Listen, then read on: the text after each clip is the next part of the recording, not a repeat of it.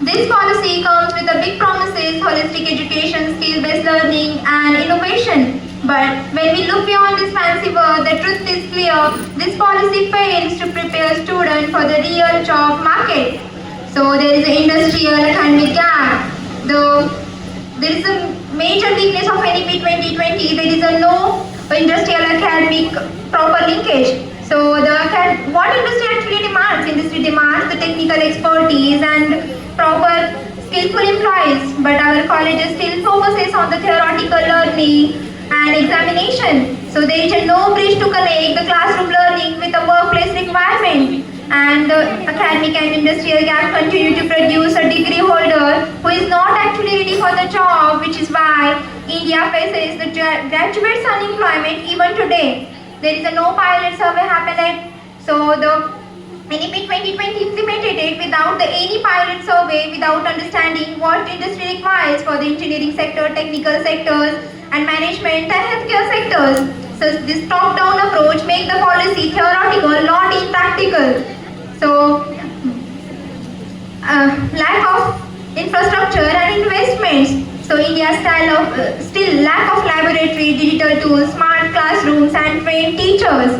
So NEP 2020 need to implement it effectively, while like developed countries like Finland, Germany, Japan, they are mostly invested in education, vocational and technical education. But India is the fourth largest economy in the world and our education budget is less than the 3% of our GDP. So how it's good for our education sectors? I think that it is so bad to saying that this only 3% we are spending on our education system. NEP 2020 claimed that they are spending a 6%, but NEP 2020 launched in 2020 and is 2025 is going on and the education budget is now 3%.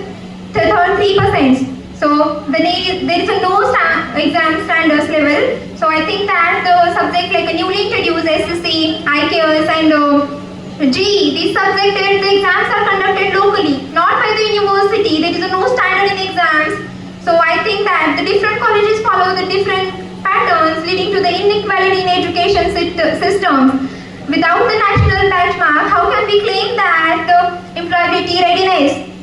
So I think that the newly introduced subject SSC, IQS and JEE, there is no financial support from the government or UGC, and there is no qualified teacher. Where there is no qualified teachers is not available, and where qualification is not decided for teach this subject.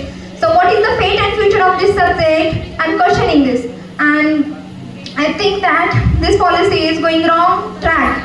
So multiple subject choices,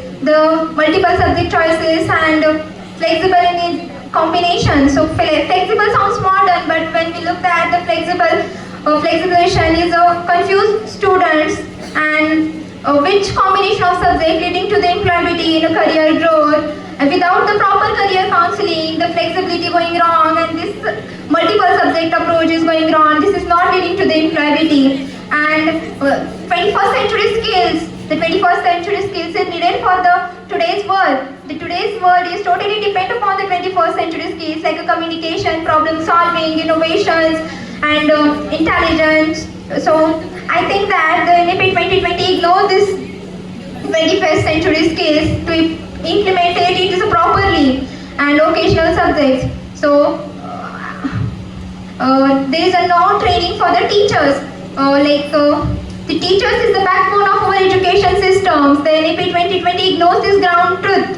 The teachers, I asked so many teachers, moreover the 9 out of 10 teachers are even not read the NEP document fully. So how can we accept that they will guide us properly in skill developing or coding, AI and skill? And teachers are the teachers, they are not the trainers to train skills.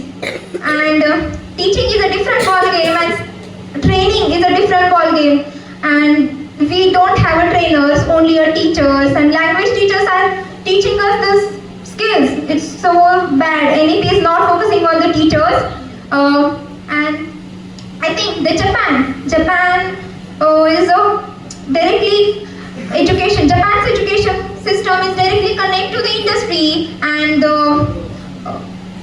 Germany's education system is a dual education system. Their students are studying with the part-time jobs, and the Finland is mostly focuses on the creativity and skills and research.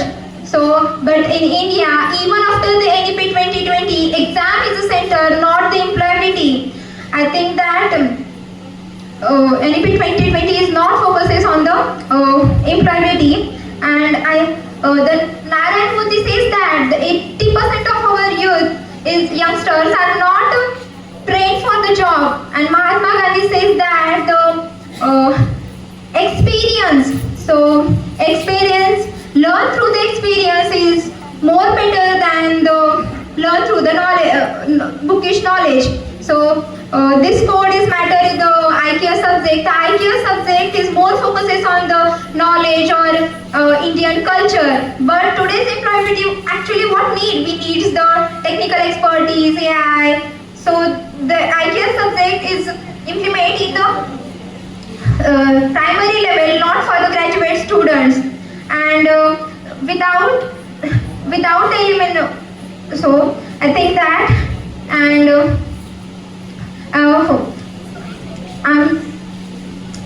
I'm strongly opposed the NEP 2020 policy, and this policy is not for employability. And India's education, when new education policy is not,